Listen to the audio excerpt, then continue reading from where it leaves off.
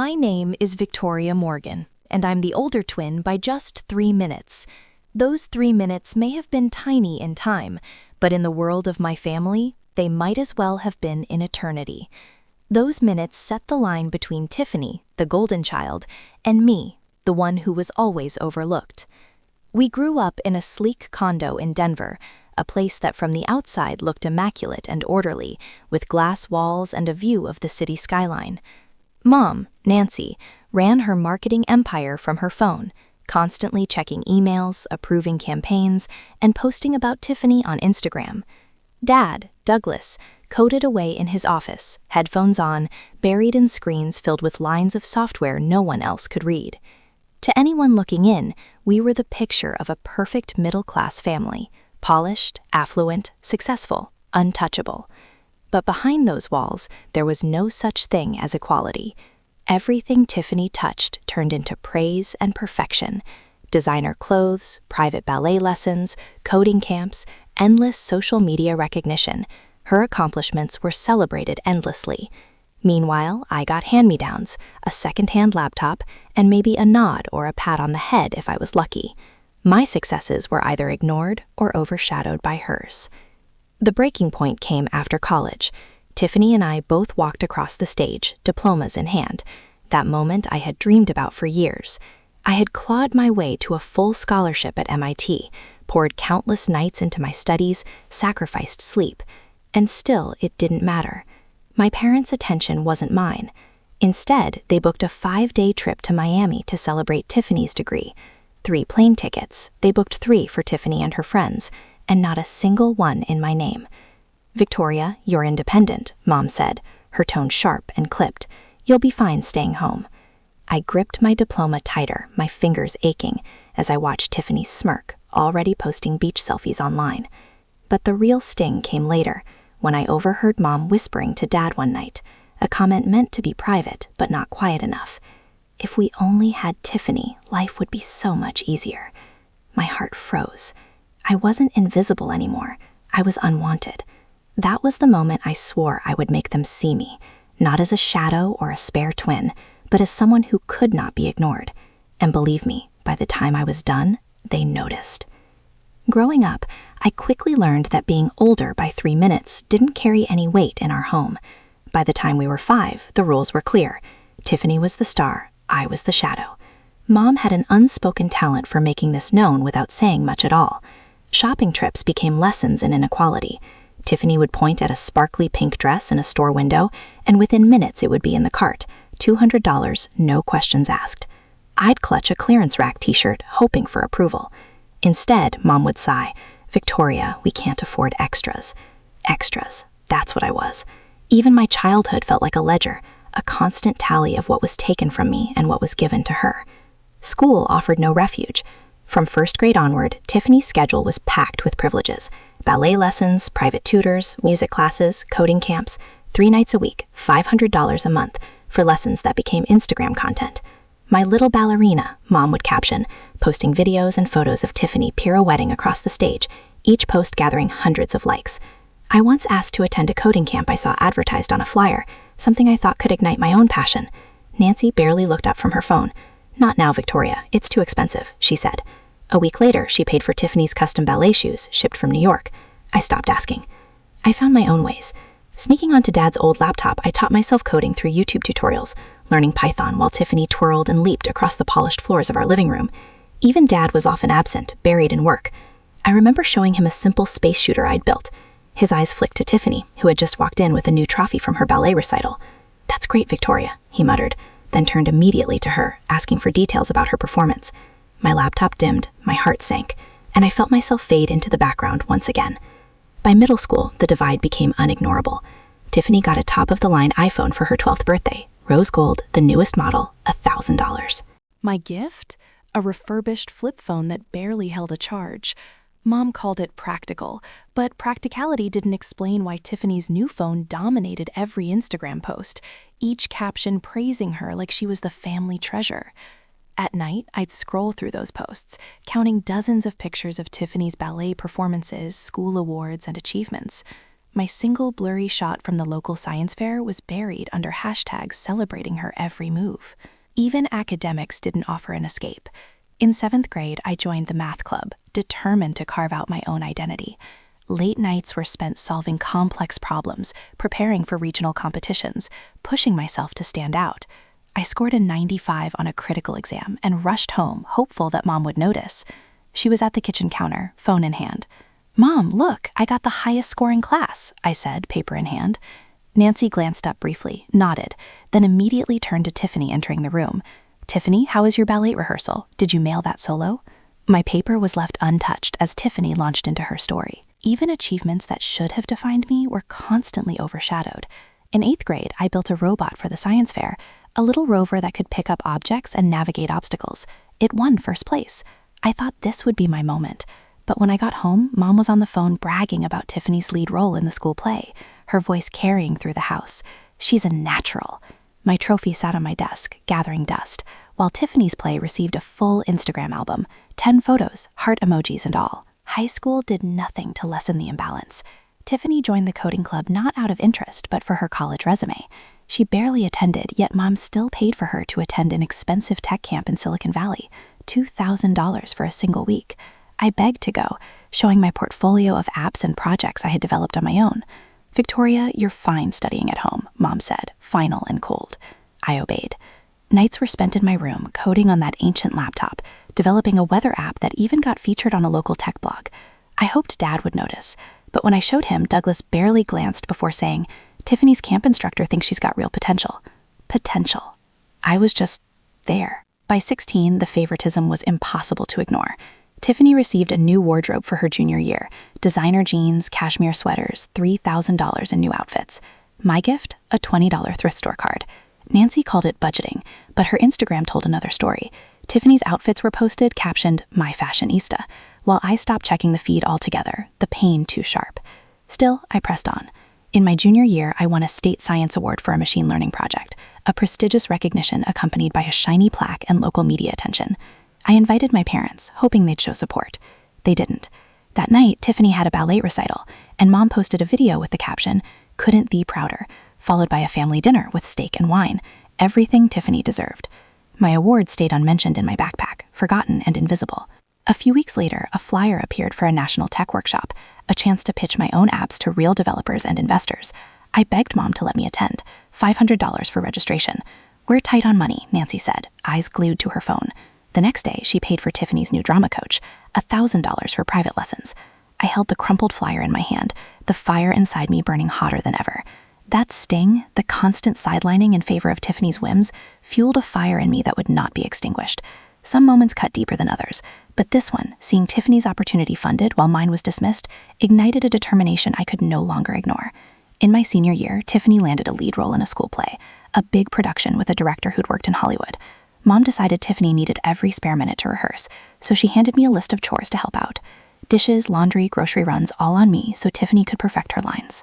One evening, I was scrubbing pots in the kitchen while Tiffany practiced her monologue in the living room, Mom coaching her every word. "Victoria, keep it quiet," Nancy snapped when the dishes clinked. "Tiffany needs to focus. This could be her big break." I gripped the sponge, my knuckles white, wondering why my time was worth less than hers. That night, I couldn't sleep. I slipped downstairs for a glass of water, my mind stuck on Mom's words. The condo was quiet, except for a low murmur from the living room. I froze at the top of the stairs, hearing Mom's voice, sharp but hushed. "Douglas, if we only had Tiffany, life would be so much easier," she said. My breath caught. Dad didn't push back. "Yeah," Douglas muttered. "Victoria's so independent. She doesn't need us like Tiffany does." My heart felt like it was being crushed.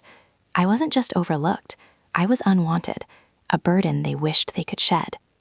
I tiptoed back to my room, my hands trembling, and pulled a notebook from under my pillow. I started writing every chore I did for Tiffany, every time they chose her over me, every moment I felt invisible. That notebook became my armor, holding the pain I couldn't voice. The next morning, I played it cool. I smiled at breakfast, passed the orange juice, and nodded as Mom gushed about Tiffany's rehearsal. But inside, I was changed. Those words, "if we only had Tiffany," looped in my head, slicing deeper each time. I stopped chasing their approval and doubled down on my own goals. I aced AP classes, led the coding club, and built an app that landed on a national tech blog. My teachers noticed. Mr. Gary Simmons, my coding teacher, called me a game changer in front of the class. But at home, it was all about Tiffany's path to stardom. I won a national tech scholarship, $10,000 for an AI project on urban planning, but I didn't tell Mom or Dad.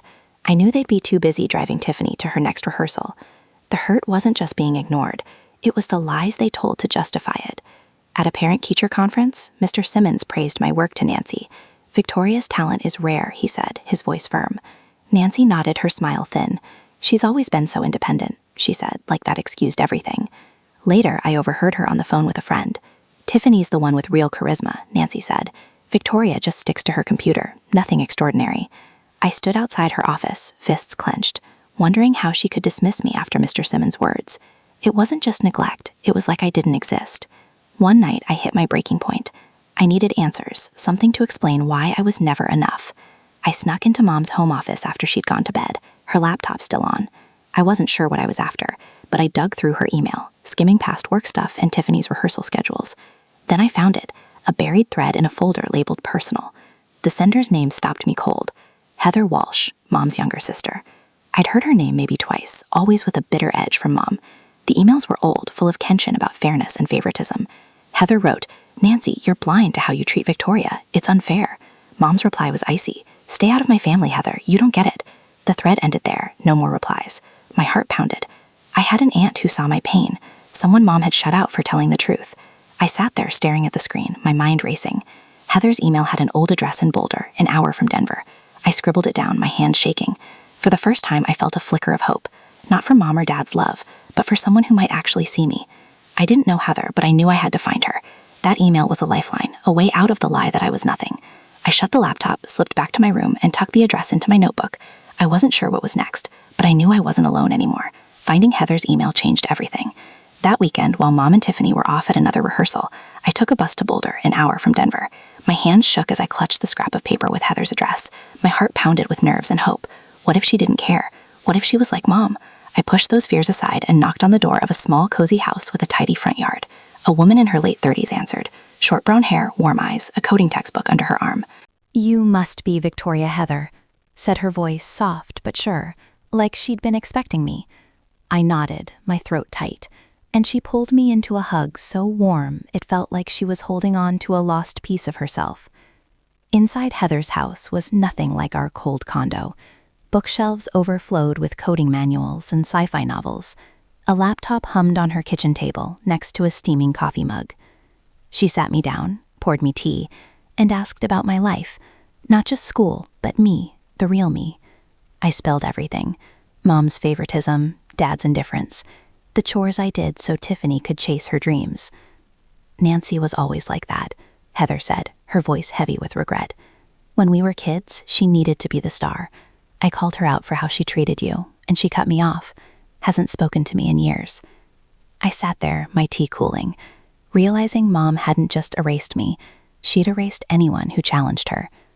Heather didn't just listen, she became my mentor. A freelance programmer for startups, she saw potential in me. Mom never did. "You've got a real gift," she said, scrolling through my weather app on her laptop. She started teaching me advanced coding, Python frameworks, machine learning tools I'd only read about online. We'd spend weekends in her home office, debugging code, laughing over my rookie mistakes. For the first time, someone believed in me, without me having to beg for it.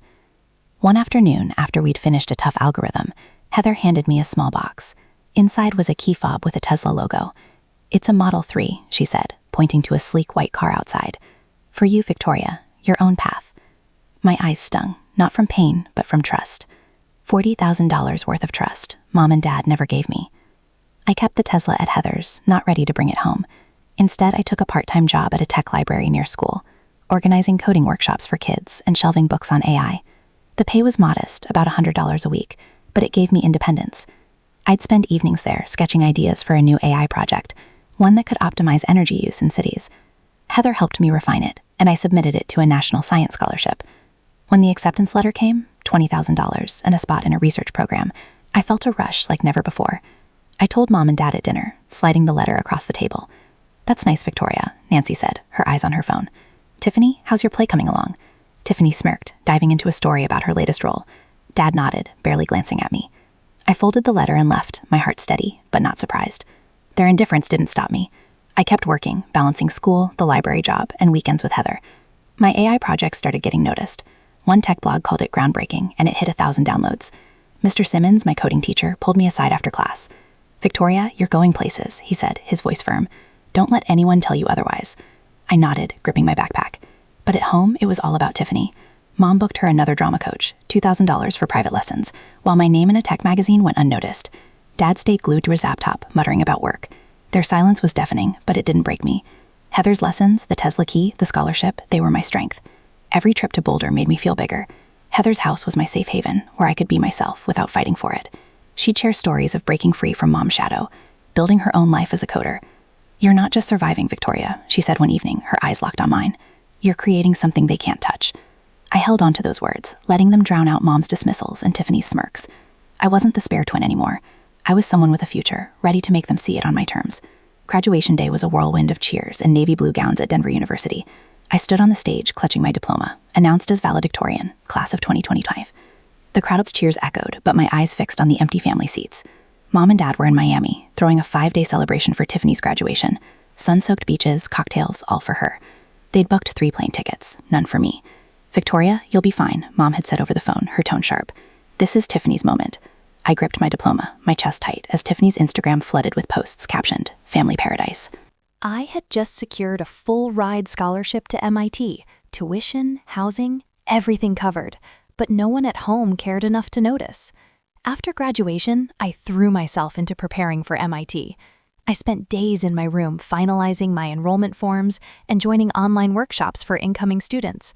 One session, a virtual panel with MIT professors, had me presenting my AI energy-saving model to a group of tech recruiters.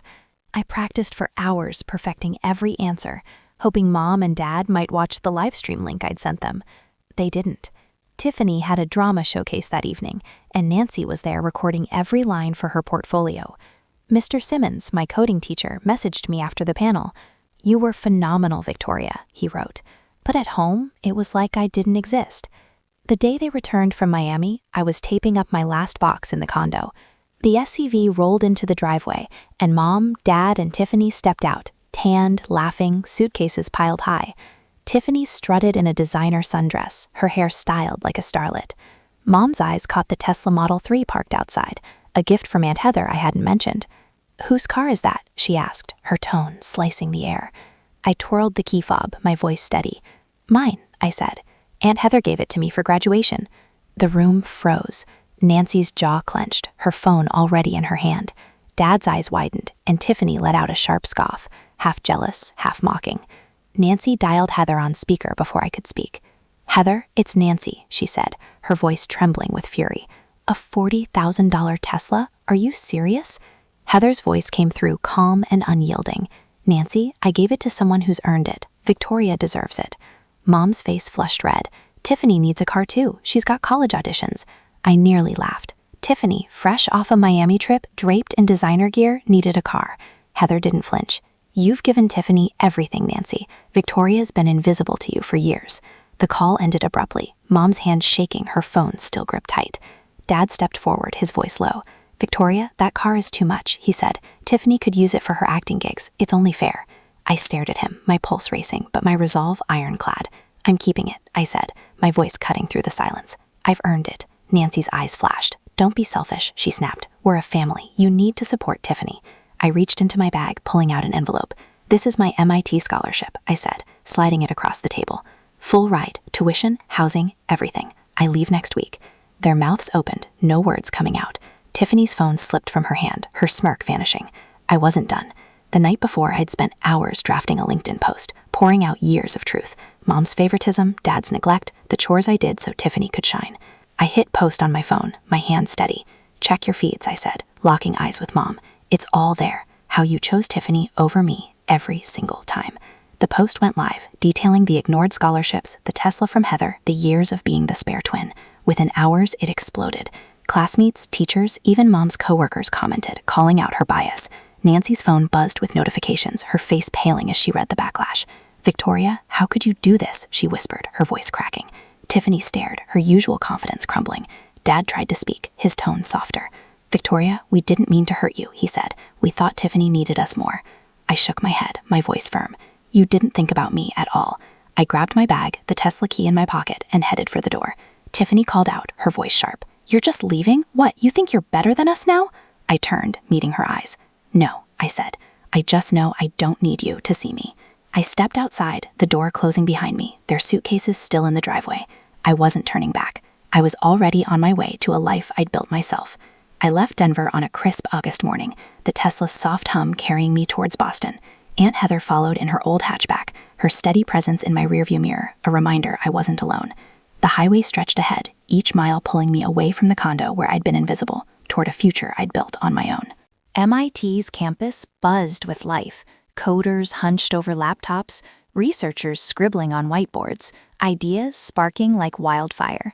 I settled into my dorm, a small room with a desk stacked with textbooks, and felt a rush of freedom. For the first time, I wasn't Tiffany's shadow. I was Victoria, ready to carve my own path. MIT classes were a whirlwind, a relentless mix of algorithms and late-night coding sessions. I dove in, debugging neural networks alongside classmates who saw me for my work, not my past. One of them, Cassandra Hall, a computer science major from Seattle, became my closest ally. We'd grab coffee between lectures, swapping ideas over steaming mugs. "You're kind of a rock star," Cassandra said one afternoon, grinning as I demoed my latest app, a tool for optimizing public transit routes. I laughed, my heart lighter than it had been in years. With her, I didn't have to fight for space. I just belonged. We'd hunker down in the library, coding until dawn, or slip onto the dorm roof to watch Boston skyline glow, dreaming of startups that could change the world. Back in Denver, my LinkedIn post had taken off like a rocket. It racked up thousands of views, hundreds of shares, and comments from classmates, professors, even strangers. "You're unstoppable," one wrote. "Your family should be ashamed," another said. Mr. Simmons, my high school coding teacher, shared it, adding, "Victoria's always been exceptional. This proves it." The post hit Mom's professional circle, her colleagues, clients, even her boss, sparking whispers that reached her office. Cassandra kept me updated, her eyes wide as she read the latest reactions. "Your mom's getting called out hard," she said, half amused, half stunned. I didn't revel in it, just felt a quiet resolve that the truth was out, no longer trapped in my notebook. A month into MIT, my phone pinged with a text from Mom. "Victoria, can we talk?" it read, her tone softer than I'd ever known. "We're sorry we didn't see how much we hurt you. Can we fix this?" I stared at the screen, my thumb hovering over the reply button. Part of me wanted to believe her, to hope for a family that valued me. But then I heard her voice again, "If we only had Tiffany," and saw the years of chores, ignored apps, and empty seats. I set the phone down, no response. I wasn't bitter, just done chasing their love. I had Aunt Heather, Cassandra, and a future I'd forged myself. I took a part-time gig at a Boston tech startup, coding algorithms for sustainable urban systems. The pay was modest, $200 a week, but the work felt right. I'd spend afternoons tweaking transit models, my Tesla parked nearby, a quiet symbol of Aunt Heather's belief in me. One evening, Cassandra dragged me to a campus hackathon. We teamed up, built an app for real-time traffic analytics, and took first place, $5,000 and a pitch to investors. "Rockstar as always," Cassandra said, nudging me as we split the prize. I grinned, the weight of Denver fading with every new step. Aunt Heather called every week, her voice a steady anchor. "You're killing it," she said after I told her about the hackathon. "I always knew you would." I clutched the phone, my eyes stinging, not from pain, but from being seen. She sent care packages, coffee beans, tech magazines, notes that read, "Keep shining, Victoria." I pinned them to my dorm wall, next to my MIT letter and Tesla key, proof that love didn't need conditions. 2 months later, Mom texted again. "Victoria, we miss you," she wrote. "Tiffany's struggling in college. She could use your help. We're still family, right?" I read it, my heart calm. Tiffany's struggling. Maybe, but I'd carried her weight for years, and I was done. I didn't reply. Didn't block her, just let the message sit. I wasn't running from them. I was running towards something bigger. My app downloads soared, 40,000 and counting. The startup offered me a full-time role after graduation, leading their AI team. I said yes, no hesitation. Boston became more than a city. It was my home. I'd walk through campus, my backpack heavy with code and ambition, feeling the freedom of being enough. Cassandra and I hit late-night diners, splitting fries and sketching out our next project. One night under the neon glow of a diner sign, she asked, "Do you ever think about going back?" I shook my head. "I'm already where I belong," I said. I'd spent years chasing a spotlight that wasn't mine, but now I had my own. Bright, unapologetic, built line by line. Choosing myself was the hardest thing I'd done, but it was worth it. I didn't need Mom's apologies or Tiffany's approval to know my worth. I found it in Aunt Heather's trust, Cassandra's friendship, and the code I wrote. Family isn't just where you start. It's where you're seen, where you're enough. And I was finally